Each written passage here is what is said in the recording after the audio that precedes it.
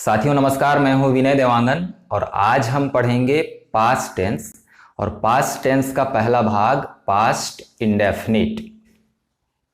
उम्मीद करता हूं इससे पहले आप लोगों ने प्रेजेंट टेंस के चारों भाग को अच्छे से समझ लिया होगा। और पास्ट इंडेफिनिट को समझने के लिए सिर्फ क्रिया का तीनों रूप याद होना जरूरी है। क्रिया का तीनों रूप अगर आपको याद है, क्रिया को अगर आप समझते हैं, तो पास्ट इंडेफिनिट को समझना बिल्कुल आसान है। तो चलिए शुरुआत करते हैं पास्ट इंडेफिनिट। जैसा कि नाम से ही स्पष्ट है, पास्ट मतलब होता है भूत या बीता हुआ, और इंडेफिनिट मतलब होता है अनिश्चित।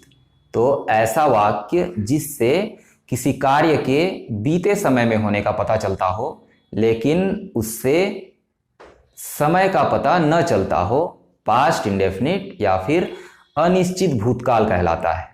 और इस काल के वाक्य के अंत में गया, खाया, पिया, देखा, सोया जैसे शब्द होते हैं। और इसमें वाक्य बनाने के लिए कर्ता के बाद सीधे क्रिया का दूसरा रूप लिखा जाता है।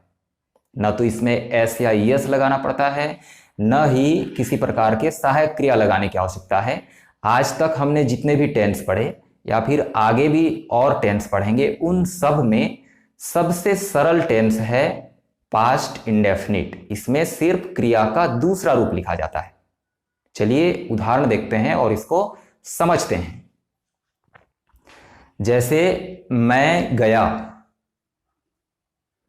मैं गया से क्या पता चलता है? जाने का कार्य हो गया है, हो चुका है, लेकिन इससे समय का पता नहीं चलता है कि कब गया। तो इसलिए यह कहलाता है अनिश्चित भूतकाल। तो चलिए इसका अनुवाद करते हैं। जैसे मैं गया। मैं के लिए आप सबको पता है सबसे पहले कर्ता लिखा जाता है। यहां पर कर्ता है मैं, और मैं के लिए लिखते हैं आई। और यहां पर हो रहा है जाने का क्रिया।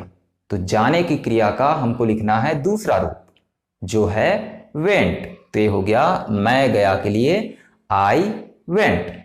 एक और उदाहरण देख लीजिए। वह गया। वह के लिए लिखेंगे ही, और यहां पर भी जाने का क्रिया हो रहा है, इसलिए लगाएंगे जाने की क्रिया का दूसरा रूप वेंट। ये बन गया ही वेंट। यहां पर न तो यस यस लगाना है, न ही किसी प्रकार का सहायक क्रिया लगाने की आवश्यकता है। सिर्फ कर्ता के बाद क्रिया का दूसरा रूप लिखना है। चलिए कुछ और उदाहरण देखते हैं। जैसे राम पुस्तक पढ़ा। पढ़ा, गया, खाया, पिया ऐसे वाले शब्द आते हैं पास्ट इंडेफिनिट में, और इसमें कर्ता के बाद क्रिया का दूसरा रूप लिखना है। चलिए देखते हैं। राम के लिए लिखेंगे राम, और पुस्तक चूंकि कर्म है, इसको आखिरी में लिखना है, तो यहां पर लिखेंगे पहले क्रिया का दूसरा रूप, जो है पढ़ना, और पढ़ने की क्रिया का दूसरा रूप है रेड। तो ये हो गया राम रेड, और क्या पढ़ा? पुस्तक। तो पुस्तक या फिर जितने भी कर्म होते हैं उनको अंत में लिखा जाता है। तो ये हो गया राम रेड, पुस्तक के लिए बुक। कुछ और उदाहरण। मैंने पत्र पढ़ा। मैं के लिए लिखेंगे, मैंने के भी लिए लिखेंगे आई, पत्र को लिखेंगे अंत में, और यहां पर पढ़ने का क्रिया है, इसलिए रेड, और पत्र के लिए लेटर। मैंने पत्र पढ़ा, आई रेड अ लेटर। एक और उदाहरण।